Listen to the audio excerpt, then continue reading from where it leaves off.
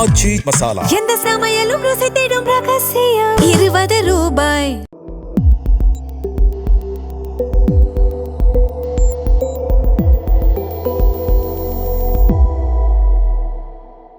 வணக்கம் சார். வணக்கம் தம்பி. டிவிகே உடைய அமைச்சரவை பட்டியல் விரிவாக்கம் செய்யப்பட்டிருக்கு. ஸோ நிறைய இளைஞர்களுக்கு வாய்ப்புகள் கொடுக்கப்பட்டிருக்கு. 7 பட்டியல் சமூகத்தை சேர்ந்தவங்களுக்கும் வாய்ப்பு கொடுத்துருக்காங்க. அமைச்சரவையில் 2 பிராமண சமூகத்தை சேர்ந்தவங்க இருக்காங்க. ஸோ ப்ராப்பரான சோசியல் ஜஸ்டிஸ் பின்பற்றிருக்காங்க அப்படின்னு பார்க்கலாமா? 7 பட்டியல் இனத்தோர் கொடுத்துருக்காங்க. மீண்டும் திருமாவளவன் அல்லது வன்னியரசு அவங்களுக்கு கிடைக்க வாய்ப்பு இருக்குது. 8 பட்டியலினம், அது பொது தொகுதியில் நின்று வெற்றி பெற்ற ஒரே பட்டியல் சமூக சகோதரர் விஸ்வநாதன், அவர் காங்கிரஸ் சார்பாக இருக்காருங்க போது, இது தமிழ் மண்ணில் இது ஒரு சமூக நீதி புரட்சியாக தான் நான் பார்க்குறேன். தவேகா கூட்டணி அரசு ஒரு சமூக நீதி புரட்சி பண்ணால் தான் நான் பார்க்குறேன். ஏன்னா தாளக்கடப்பாரை தற்காப்பதே தர்மங்கிற அடிப்படையில் பாசிட்டிவ் சோஷியல் ஜஸ்டிஸில் மற்ற மாநிலங்கள் அளவு அட்டவணை பிரிவு மக்கள் தமிழ் மண்ணில் அதிகாரப்படுத்தப்படலைங்கிறத நாம் தான் பேசணும். அஞ்சையா ஆந்திராவில் முதல்வராக வந்தார். இவர் சபாநாயகர் ஒற்றப்பாலம் KR நாராயணன் அமைச்சராகி பிரசிடெண்ட்டாக கேரளாவிலேருந்து வந்தார். கோவிந்தன் CPM ஜெனரல் செக்ரட்டரியாக இருந்தார். அங்கே 10 விழுக்காடு தான் ஷெட்யூல் காஸ்ட்டு. கர்நாடகாவில் மல்லிகார்ஜுன கார்கே பெரிய பவர்ஃபுல் மினிஸ்டராக இருந்தார். பரமேஸ்வரையா இன்றைக்கி அவர் மல்லிகார்ஜுன கார்கே காங்கிரஸ் கட்சியோட தேசிய தலைவராக இருக்கிறாரு. இந்த மாதிரி பக்கத்து மாநிலங்களில் உள்ள சங்கரானந்து ஷெட்யூல் காஸ்ட் ரெப்ரசன்டேஷனும் ஷெட்யூல் காஸ்ட் தலைவர்கள் அரசியல் அரங்கத்துக்குள்ளே உயர்ந்து நின்றதும் அளவுக்கு தமிழகத்தில் இல்லைங்கிற ஒரு இதை நான் தொடர்ந்து பேசிகிட்டு இருந்தேன். பாசிட்டிவ் சோஷியல் ஜஸ்டிஸில் அரசியல் அதிகாரம் அப்பர் காஸ்ட்டு முதலியார் வெள்ளாளர் இவர்களுக்கு அடுத்தபடியாக OBC வன்னியர் முக்குலத்தோர் நாடார் கொங்கு வேளாளர் அடுத்த கட்ட அதிகார பாய்ச்சல் அட்டவணை பிரிவு மக்களுக்கு தான் வந்தாகணும். த சர்க்கிள் வில் கம் அரவுண்டுங்கிற கருத்தை நான் சொல்லிகிட்டு இருந்தேன். அது பல திட்டங்களோடு அரசியல் அரங்கத்துக்குள்ளே நாம் அதை முன்னெடுத்து களமாடிக்கிட்டு இருந்தோம். இன்றைக்கி செயல்படுத்தக்கூடிய இடத்துல இருக்கக்கூடிய தமிழக முதல்வர் விஜய் அவர்கள் அதை செயல்படுத்தியிருக்கிறாருன்னா நம்ம என்ன எதிர்பார்த்தோம் தமிழ் மண்ணில் நம்ம தான் அதை பேசணும். அது இன்னும் சொல்லப்போனால் விஜய் அவர்களுக்கு திருமலை ஷூட்டிங்கில் இருக்கும்போது அவர் கன்ஃபியூஸ்டாக இருக்குது சார், எதிர்காலம் என்ன ஆகுமோங்கிற ஒரு கருத்தை என்கிட்ட சொன்னார். ஹைதராபாத்தில் இருந்தார், பாலச்சந்தர் படம். அப்போ நான் அவர்கிட்ட பேசும்போது தைரியமாக இருங்க, மினிமம் கேரண்டி இருக்குது, நீங்கள் அட்டவணை பிரிவு மக்களை முன்னெடுங்க, சினிமா ஆடியன்ஸ் 100க்கு 40 பேர் அட்டவணை பிரிவு மக்கள் தாங்கிறத சொன்னேன். அதுக்கப்புறம் ஒரு அம்பேத்கரை ப்ரொஜெக்ட் பண்ணுங்கள், அந்த சில விஷயங்கள்லாம் சொன்னேன். ஒரு மினிமம் கேரண்டி உங்களுக்கு இருக்குது, மினிமம் கேரண்டிக்கு அது கூடுதல் பலமாக இருக்குன்னு சொன்னேன். அவர் அதற்கு பிறகு தீப்பந்தம் எடுத்து தீண்டாமை ஒளின்னு நான் விமர்சனங்களும் வச்சுருக்கிறேன். அந்த விமர்சனங்களில் எனக்கு எந்த மாறுபாடும் இல்லை. விமர்சனங்கள் வச்ச விமர்சனத்தில் நான் மாறுபடலை. பட் அவர் இன்னைக்கு ஒரு அமைச்சரவையில் 8 அட்டவணை பிரிவு மக்கள் நாளை சேர்த்து வரும்னு சொன்னால் உண்மையிலே அது சமநீதி புரட்சியாட்ட அதை நான் பாராட்டப்பட்டிருக்கிறேன். இன்னும் பல இஷ்யூஸ் இருக்குது. அந்த இஷ்யூவெல்லாம் நம்ம உடனே எடுத்து வைக்க வேண்டிய அவசியம் இல்லை. வரும் நாட்களில் ஒரு 6-8 மாதத்துக்கு பிறகு அந்த இஷ்யூக்களை நம்ம முன்னெடுக்கலாம். வந்ததுமே நம்ம அதை எடுத்து அதை விமர்சனம் பண்ண வேண்டிய அவசியம் இல்லை. பொறுத்திருந்து பார்த்து செயல்பாடுகளை பார்த்து இளைஞர்களின் அமைச்சரவை அதுவும் வரவேற்கத்தக்கது. ஸோ ஒரு 6 to 8 months பார்த்து இவங்க அமைச்சரவை எப்படி இருக்குது அதை பிறகு நம்ம விமர்சனம் வைக்கலாம். இப்போ சமூகநீதி புரட்சியாக அட்டவணை பிரிவு மக்களுக்கு ஒரு பெரிய முக்கியத்துவத்தை கொடுத்ததுக்கு மனமார்ந்த பாராட்டுகளை தெரிவிச்சுக்கிறோம். ஓகே, 2 பிராமணர்களுக்கும் இடம் கொடுத்துருக்காங்க. இந்து சமய அறநிலைத்துறை, உணவுத்துறை அப்படின்னு 2 பிராமணர்களுக்கு இடம். அது ஒரு சோஷியல் இன்ஜினியரிங் டாக்டிஸ். ஓகே, பிராமணர்களோட அந்த இதை அடுத்த நிலைமையில் இருக்கக்கூடிய முதலியார்கள் இவங்க தான் டிஸ்டர்ப் பண்ணுற மாதிரி இருக்கும். ஸோ பிராமணர்களுக்கும் ஷெட்யூல் காஸ்ட்டுக்கும் ஒரு போட்டிங்கிறது இருக்காது. மாயாவதியும் இதைத்தான் பண்ணுறாங்க. சதீஷ் சந்திரா, கன்ஷிராமெல்லாம் பண்ணும்போதும் இதைத்தான் பண்ணுவாங்க. ஸோ அந்த 2 பேருக்கும் இடையில் உள்ள கேப் அதிகம்ங்கும்போது அந்த 2 சோஷியல் செக்ஷனும் இணைஞ்சு போகும். ஒருத்தருக்கு ஒருத்தர் பொலிட்டிக்கல் த்ரெட்டாக இருக்க மாட்டாங்க. இப்போ யாதவ் தான் பிராமணர்களுக்கு த்ரெட்டாக இருக்க முடியும், ஷெட்யூல் காஸ்ட்டு த்ரெட்டாக இருக்க முடியாது. அதனால் பிராமின் ப்ளஸ் மாயாவதி காம்பினேஷன் கரெக்டாக போகும். இது ஒரு சோஷியல் இன்ஜினியரிங்காக பார்த்து 2 பிராமின் இதுங்கிறத பார்க்கலாம். ஏற்கனவே இது தொடர்பான சோஷியல் ஸ்ட்ராட்டஜிகள் இதுகள்லாம் நம்மக்கிட்ட முன்னெடுத்தோம். திருமாவளவனால் அது சாத்தியப்படாது, கன்ஷிராமாரின்னு சொன்னோம். எது எப்படியோ ஒரு சக்ஸஸ்ஃபுல் ஃபார்முலா பல மாநிலங்களில் சக்ஸஸ்ஃபுல்லாக வரக்கூடிய ஒரு சக்ஸஸ்ஃபுல் ஃபார்முலாவில் சோஷியல் இன்ஜினியரிங்கில் தாவேக்காக்காரங்க தமிழ்நாட்டில் எடுத்திருக்கதா பார்த்தேன். இது ஒரு சக்ஸஸ்ஃபுல் சோஷியல் இன்ஜினியரிங் ஃபார்முலா தான். ஓகே, மாயாவதியோடைய அந்த பாலிடிக்ஸ் தான் விஜய் கையில் எடுக்கிறாரா? பிராமின் ப்ளஸ் பட்டியல் சமூகம் அப்படின்றது. பிராமின்ஸ் பட்டியல் சமூகம்ங்கிறது அது கோஹரண்டாக போகும், முட்டல் மோதல் இருக்காதுங்கிற அடிப்படையில் தான் சொன்னேன். இவங்க ஒரு எண்டில் இருக்காங்க, அவங்க இன்னொரு எண்டில் இருக்காங்க போது ரெண்டு பேருக்கும் எந்த இது இருக்காது. இப்போ வந்து யூபியில் வந்து பிராமின்ஸ் எடுத்துக்கிட்டிங்கன்னா அவங்க தங்களுடைய பொசிஷன் என்டேஞ்சராட்டி யாரால் ஆகும்னு பார்ப்பாங்கன்னா இன்னொரு அப்பர் காஸ்டான ராஜ்புட்டால் ஆகும், இல்லை அப்பர்ட்லி மொபைலி யாதவால் ஆகும். ஷெட்யூல் காஸ்டால் அது நம்ம டேஞ்சர் ஆகாது. நம்ம வியாபாரத்தில், திரைத்துறையில், இலக்கியத்தில், இப்படி பல இடங்களில் நம்ம இருக்கக்கூடிய இதில் நம்ம பொசிஷனை கலை, வர்த்தகம், தொழில், பல அரசியல், பல தொழிலில் இருக்கக்கூடிய இடங்களில் நம்மளோட பொசிஷனை வந்து அன்சீட் பண்ணக்கூடிய இடத்துல முதலியார்கள் தான் இருப்பாங்க. பிராமணர்கள் அன்சீட் பண்ணக்கூடிய இடத்துல மற்ற ஷெட்யூல் காஸ்ட் இருக்க மாட்டாங்க. ஸோ அந்த பிராமின் ப்ளஸ் ஷெட்யூல் காஸ்ட்டுங்கிற அந்த சோஷியல் இன்ஜினியரிங் வந்து எல்லா மாநிலங்கள்லையுமே வந்து சுமத்தா போகக்கூடிய ஒரு சோஷியல் இன்ஜினியரிங். அதை வந்து யூபியில் கட்சிராம் செய்தார், தமிழ்நாட்டுக்குள்ளே அதை விஜய் செய்கிறதா பார்க்குறேன். விஜய் செய்கிறது தன்னுடைய ஆல் அரவுண்ட் சினிமா பாப்புலாரிட்டியில் செய்கிறார். ஓகே, பட்டியல் சமூக வாக்குகள் திமுக கூட்டணிக்கு தான் போயிட்டு இருந்தது. ஸோ அதுக்கு ஒரு செக் வைக்கும் விதமாக விஜய் இதை பண்ணியிருக்காரு அப்படின்னு பார்க்கலாமா? இனிமேல் திமுக இதை எப்படி கவுண்டர் பண்ண போகிறாங்க? திமுக இதில் கவுண்டர் பண்ணுறது கொஞ்சம் சுலபமான விஷயந்தான். அதில் அவங்க ஏற்கனவே வந்த ஓட்டு திருமாவளவனையும் சேர்த்து ஒன் டைம் ஓட்டு இல்லை, இது என்னோட பெர்மனன்ட் ஓட்டுன்னு அதை கன்சால்டேட் பண்ணக்கூடிய வேலையை, அதிகாரத்தை அவங்களை எம்பவர் பண்ணி அதிகாரப்படுத்தி வந்த ஓட்டை கன்சால்டேட் பண்ணுற வேலையை தாவேகா தரப்பினர் திறம்பட செய்கிறாங்க. அதே வேளையில் இத்தனை தொகுதியில் பொது தொகுதியில் பட்டியலினத்தை போட்டோன்னு சொன்னாலாம் அவங்க சொல்லலை, வந்த அவங்கள பரப்பின தகவல் வந்து தவறுங்கிறத ஹிண்டு சுரேஷ்குமார் அதை தெளிவுபடுத்தியிருக்கிறாரு. பொது தொகுதியில் வெற்றி பெற்ற ஒரே பட்டியலின சகோதரர் வந்து நண்பர் விஸ்வநாதன் மட்டும்தாங்கிறதும், அவரும் அமைச்சரானது பாராட்டத்தக்கது. காங்கிரஸ் அவருக்கு வாய்ப்பு கொடுத்ததும் அது மல்லிகார்ஜுன கார்கே தான் காரணம். அப்போ அவரே நம்மகிட்ட கேட்டார் என்ன டிக்கெட்டுன்னா, மல்லிகார்ஜுன கார்கே பிடிங்க உங்களுக்கு டிக்கெட் கிடைக்கும்னு சொன்னோம். அவர் செங்கல்பட்டுங்க சென்னையில் தான் இருக்கிறாரு. ராமச்சந்திரையர் மூலமாக அவருக்கு நல்லாவே தெரியும் எனக்கு அவரை.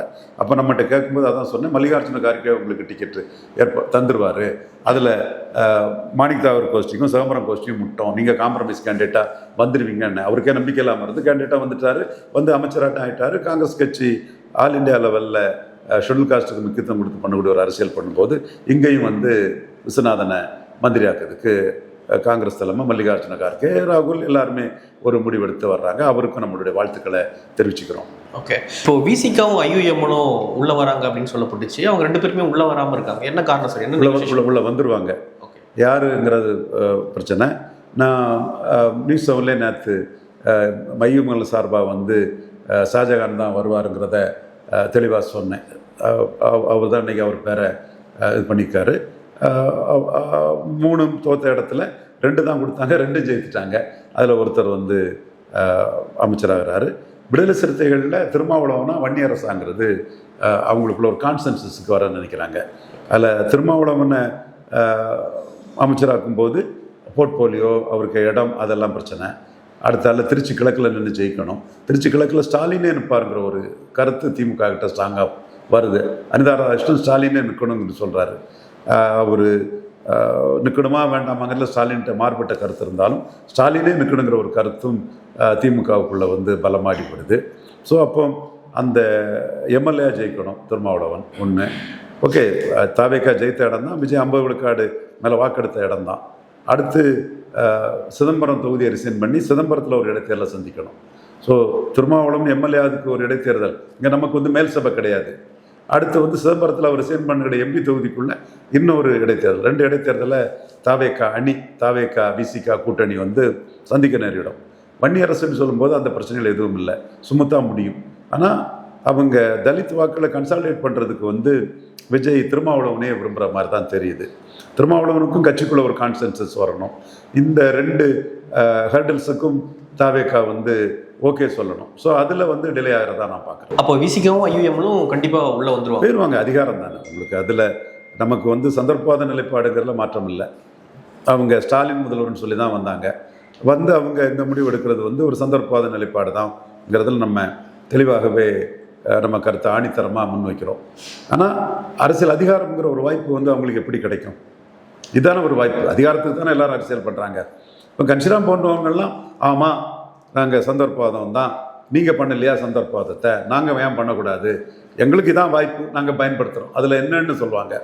இவங்க வந்து சப்பக்கட்டு கட்டுற மாதிரி விளக்கங்களை கொடுத்து பாஜக எதிர்ப்பு, பாஜக உள்ள நுழைஞ்சிரும், கவர்னர் ஆட்சி வந்துடும், அந்த மாதிரி சில விஷயங்களை இவங்க சொல்லி தங்களோட நிலைப்பாட்டை வந்து ஜஸ்டிஃபை பண்ணுறதுக்குள்ள வேலைகளை அவங்க செய்வாங்க. உண்மையிலமா அப்படி இல்லை, அதிகாரம் தான் அது தவறுன்னு நான் சொல்ல மாட்டேன். அதிகாரத்தை இவங்க அடைகிறதோ கைப்பற்றதோ நான் தவறுன்னு சொல்ல மாட்டேன். அதற்கான வழிமுறை ஸ்டாலினை முதல்வர்னு சொல்லிக்கிட்டு விஜய் அமைச்சரவையில் சேர்றது வந்து அரசியல் சந்தர்ப்பவாதம்ங்கிறதுலையும் எனக்கு மாறுபட்ட கருத்து கிடமில்லை. அந்த கருத்தையும் நான் தெளிவாகவே முன்வைக்கிறேன். ஒருவேளை வந்து ஸ்டாலின் அவர்கள் திருச்சி கிழக்கில் போட்டிடுறாரு அப்படின்னா அங்கே தோற்பதற்கான வாய்ப்பு இருக்குது சார். ஏன்னா ஆளும் கட்சி தான் இடைத்தேர்தலில் ஜெயிக்கும் அப்படின்ற ஒரு எழுதப்படாத விதி இருக்குது. அப்படி இருக்கும்பொழுது அவர் அங்கே துணிஞ்சு போட்டிடும்பொழுது அது தோல்வியில் போய் முடிஞ்சுன்னா எப்படி சார்? இப்போ அந்த மாதிரி சொல்ல முடியாது. ஆளுங்கட்சி பணம் கொடுத்தா மக்கள் அதுக்கு எதிராக இருக்கிறான். பணம் கொடுத்த முத்துசாமி தோற்றுருக்காரு, பணம் கொடுத்த மூர்த்தி தோற்றுருக்கிறாரு. ஸோ ஒரு கட்டத்துக்குள்ள ஸ்டாலின் மேலே ஒரு சிம்பதி வந்து வெற்றியும் பெறலாமே. அதை எடுத்து ஒரு லீடர் வெற்றி பெற்ற தொகுதி. திமுக 35 விழுக்காடு எடுத்திருக்காங்க. ஸ்டாலின் ஒரு லீடராக இருக்கும்போது அவருக்கு அங்கே வெற்றி வாய்ப்பும் வரலாமே. Stalin may contest or may not contest, I am not sure of it. ஆனால் அமைச்சர்கள் வந்து ஸ்டாலினை கண்டஸ்ட் பண்ண வற்புறுத்துறாங்க.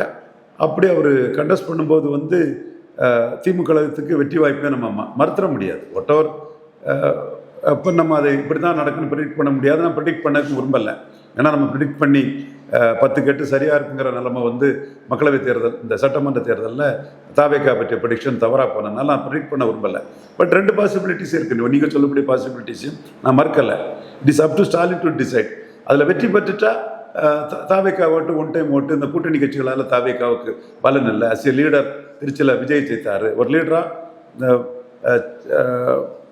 விருதுநகரில் புறக்கணிக்கப்பட்ட காமராஜ் வந்து நார்வேலில் பெரிய வெற்றி பெற்றது மாதிரி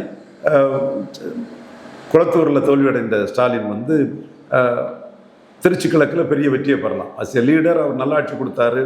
அவருக்குடைய தோல்வி மீது அதிமுக காரங்களுக்கு கரிசனமும் வருத்தமும் இருக்குன்னு சொல்லும்போது வந்து அந்த இடம் ஸ்டாலினுக்கு ஒரு வெற்றி வாய்ப்பையும் கொடுக்கலாம். ஸோ அவர் நிற்கிறாரா இல்லையா, நிற்கணுமா வேண்டாமாங்கிறதெல்லாம் கட்சியும் ஸ்டாலின் பண்ண வேண்டிய முடிவு. என்னோட கருத்தா இந்த கட்டத்துக்குள்ள ஸ்டாலின் தான். இப்போ விஜய் தாவேக்காவை தூக்கி நிறுத்துறாருன்னா விஜய் தான் தாவேக்காவின் முகம். இந்த அமைச்சர் யாருமே வந்து ஒரு மூர்த்தி மாதிரியோ, முத்துச்சாமி மாதிரியோ, ஒரு அனிதா ராதாகிருஷ்ணன் மாதிரியோ, ஒரு செந்தில் பாலாஜி மாதிரியோலாம் யாரும் வரப்போகிறதில்ல. ஸ்டாலினுக்கு ஒரு ரெப்ரசன்டேட்டிவாக அந்த அமைச்சர்கள் லெவலில் தான் இருப்பாங்க. மற்ற கட்சி அமைச்சர்கள் லெவலில் இருந்து மாறுபட்டு தான் இருப்பாங்க. தாவேக்காவுக்கு ஸ்டைலும் வந்து அந்த ஸ்டைலில் போகிறதுனால ஓட்டுக்கு காசு கொடுக்க மாட்டாங்க. அப்போ திமுகவும் இந்த தேர்தலில் காசு கொடுக்காமலே ஸ்டாலின் நிறுத்தி சந்தித்தா, ஸ்டாலின் வெற்றி பெற்றால் அது திமுகவுக்கு வந்து ஒரு மிகப்பெரிய பூஸ்டாட்டும் அவங்க எதிர்பார்த்த எல்லா விஷயங்களும் நடக்கக்கூடிய ஒரு இதை வந்து கொடுத்துரும். ஸோ அது வந்து Stalin sky risk business. Stalin அந்த ரிஸ்க்கை எடுக்கலாம். ஒருவேளையில் அது நீங்கள் சொன்ன மாதிரி பின்னாடி வந்தாலும் ஸ்டாலினுக்கு அது ஒரு நஷ்டம் இல்லைன்னு தான் நான் பார்க்குறேன். ஸோ அந்த இடம் ஸ்டாலின் நிற்பாரா நிற்க மாட்டாராங்கிறது 50-50 தான் நான் பார்க்குறேன். திமுகவுக்குள்ளே இது பலமாக பேசப்படுது. He may contest or may not contest. He may கண்டஸ்ட்டுங்கிறதும் அதில் ஒரு இதாட்டு நான் பார்க்குறேன். ஓகே, கனிமொழி அவர்கள் சொன்னதாக ஒரு செய்தி என்ன அப்படின்னா, நம்ம கூட்டணியே இல்லாமல் நம்ம தனிச்சே நம்ம பயணம் பண்ணுவோம். ஏன்னா இப்போது கூட்டணி வச்சாங்க, கிட்டத்தட்ட ஒரு 10 வருஷம் அந்த கூட்டணி வந்துச்சு. இப்போது எல்லாம் உடஞ்சி போயிட்டாங்க, வெற்றி இல்லை அப்படின்னு சொன்ன முடியும். நம்ம கூட்டணி நம்பி இருக்காமல் நம்மளே வந்து நம்ம வலிமையை வந்து ப்ரூவ் பண்ணுவோம் அப்படின்ற மாதிரி இல்லை. அது கூட்டணி நம்பி அந்த வலிமையை கொங்கு மண்டலத்தில் ஸ்டாலின் ப்ரூவ் பண்ணலை. அவர் செந்தில் பாலாஜியை சேர்த்து ஒரு ஆர்கனைசராக செந்தில் பாலாஜியை வச்சு தான் இந்த சூழ்நிலையிலையும் கழிஞ்ச முறை மோசமாக தோற்ற கோயம்புத்தூருக்குள்ளே 3 தொகுதி சேர்த்துருக்காங்க.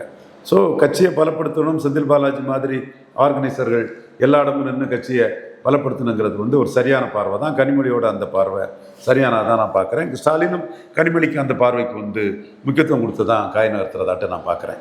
அது வெளியில் இருக்க கூட்டணி கட்சி மதிமுகனாலும் சரி, தேமுதிகனாலும் சரி, அவங்க தேமுதிக பெரிய அளவில் இன்னைக்கு கடுமையாக இது பண்ணுறாங்க. நம்பர் 1 பார்ட்டியாக இருக்கக்கூடிய ஆளுங்கட்சியான விஜய் வந்து குதிரை பேரம் நடந்திருக்குன்னு சட்டசபையிலே ஆணித்தரமாக பிரேமலதா அம்மையார் கேட்குறாங்க. பதில் சொல்லுங்கன்னு கேட்குறாங்க. முகத்தை மூடிட்டு வந்தது யாருன்னு கேட்குறாங்கன்னு சொல்லும்போது, திமுகவின் ஒரு கூட்டணி கட்சியான தேமுதிக வந்து தெளிவாக இன்னைக்கு திமுக பக்கம் அனுக்கிறாங்க. மற்ற கூட்டணி கட்சிகள் பாஜக எதிர்ப்பு, அமைச்சரவையில் பங்கு, அதிகாரத்துக்குள்ளே ஒட்டுறது போன்ற அடிப்படையில் தோத்தம் பிறகு அவங்க என்ன பார்க்குறாங்கன்னா, காங்கிரஸ் வந்து தாவேக்காவோட போயிட்டாங்க. ஸோ காங்கிரஸ் இன்குலிசி தாவேக்காவோட நம்ம என்னென்னா வெற்றி பெற்றலான்னு முஸ்லீம் லீக்கு, தென் சிபிஎம், சிபிஐ, விசிகா 4 பேருமே நினைக்கிறாங்க அது கூட நின்னா ஜெயித்திரலான்னு. ஏன்னா 3 தடவை அப்படி தான் திமுக கூட நின்று ஜெயித்தாங்க, 4வது முறை தோத்துட்டாங்க. அப்போ வெற்றி பெற்றவர் கூட காங்கிரஸ் போயிட்டு நம்மளும் அது கூட போய் நின்னா ஜெயித்திரலாங்கிற லெவலில் இவங்க முடிவு எடுக்காங்க. இதுதான் மெட்டீரியல் பொலிட்டிக்ஸில் இவங்க இப்படி ஒரு பார்வை பண்ணுறாங்க. காங்கிரஸ் இன்க்ளூஸ் தாவேக்கா ப்ளஸ் விசிகாலாம் ஜெயித்திரணுங்கிற ஒரு இது எடுக்கிறாங்க. இதை நம்ம கவனிக்க தவறிட்டுங்கிற அடிப்படையில் நம்ம கட்சி பவர்ஃபுல்லாக இருந்ததுன்னா இப்போ கிடைச்சதே கட்சி ஓட்டு தாங்கிற பார்வை கூட திமுகவுக்கு இருக்கும். கூட்டணி அமைச்சு பெரிய அளவில் இல்லைங்கிற ஒரு பார்வை இருக்கலாம்.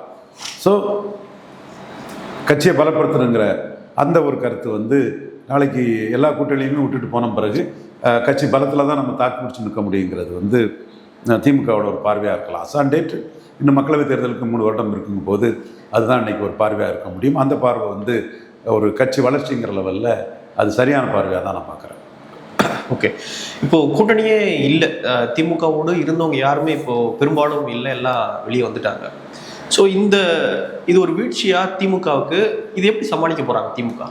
இல்லை, 77லேயும் திமுக கூட யாருமே கூட்டணிக்கு இல்லை. 234 தொகுதியில் 233 தொகுதி நின்னாப்பில் ஒரே ஒரு தொகுதி மட்டும்தான் எமர்ஜென்சியை எதிர்த்த பொன்னப்பநாடாக இருக்க மகன் இப்போ பொன் விஜயராவனுக்கு வந்து அவங்க ஆதரவு கொடுத்து கண்டஸ்ட் பண்ணலை. 233 தொகுதியில் வந்து கூட்டணி இல்லாமல் தான் திராவிட முன்னேற்ற கழகம் 77ல் கண்டஸ்ட் பண்ணாங்க. ஸோ கூட்டணி இல்லாமல் கண்டஸ்ட் பண்ணுறது வந்து திராவிட முன்னேற்ற கழகத்துக்கு ஒன்றும் புதிதான விஷயம் இல்லை. இப்போ அவங்க உள்ளாட்சி தேர்தல் வரும்போது அதிரடியாக உள்ளாட்சி தேர்தலில் கூட்டணி வேண்டாங்கிற ஒரு முடிவு கூட எடுக்கிறதுக்கு ஒரு வாய்ப்பு உண்டு. ஸோ ஒரு வேளையில் தேமுதிக போன்ற இருக்கிற கட்சிகளுக்கு ஒரு குறிப்பிடத்தக்க சீட்டை கொடுத்துக்கிட்டு அகாமடேட் பண்ணலாம், அல்லது வந்து உள்ளாட்சி தேர்தல் கூட்டணியெல்லாம் பிறகு பார்த்துக்கலாம், நாங்கள் கூட்டணியாக நிற்க விரும்பலை.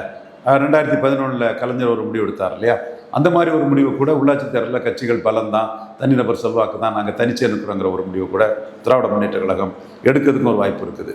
அப்படி அவங்க தனிச்சு நிற்கும்போது தாவேகாவின் பலம் என்ன, திமுகவின் பலம் என்ன, அதிமுகவின் பலம் என்னங்கிறது தெரிய வரும். ஸோ அந்த ஒரு முடிவு கூட தமிழ்நாடு முழுக்க நாம் வந்து உள்ளாட்சி தேர்தலில் நிற்க போகிறோங்கிற ஒரு முடிவு கூட 2011 கலைஞர் எடுத்த ஒரு முடிவு கூட எடுக்க வாய்ப்பு உண்டு. அதை மனசில் வச்சு தான் கனிமொழி வந்து இந்த கருத்தை கூட ஒரு வேளையில் சொல்லியிருக்கலாம். ஓகே சார், பார்க்கலாம். நிறைய விஷயங்களை மட்டும் பகிர்ந்துக்கிட்டீங்க. நன்றி.